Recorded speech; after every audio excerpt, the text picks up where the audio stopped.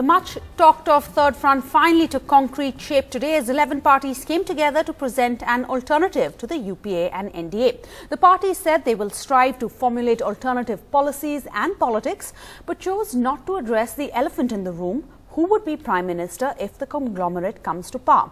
And when asked about doing business with the Congress to stop the BJP, there was a studied silence.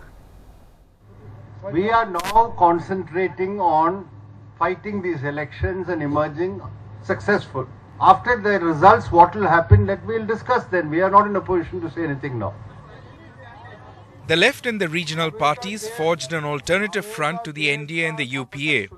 But significantly, they didn't rule out doing business with the Congress once again to stop Modi.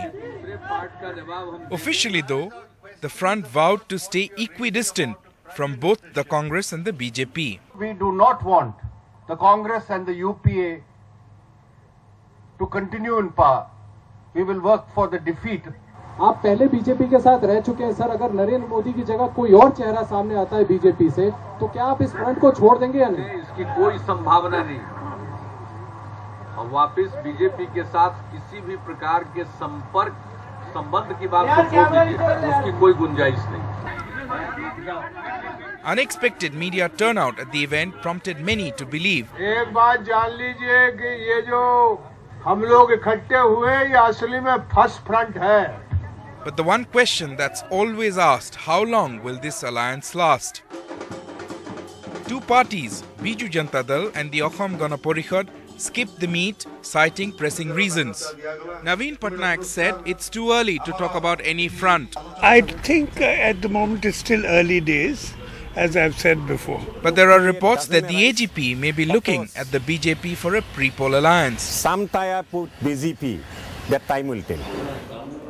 Also, Jayalalitha's AIADMK that attended today's meet has already put out its list of Lok Sabha candidates on all 40 seats in Tamil Nadu. Besides shifting loyalties, the front also has to deal with too many prime ministerial hopefuls. इसके बाद अभी 11 दल हैं और हो सकता 15 दल हो जाए. क्या निर्णय लेना है, कौन नेतृत्व करेगा, वो चुनाव के बाद तय होगा. In my presence, Madam Jayalalitha has said no political party should raise this matter now. These are matters we'll decide later.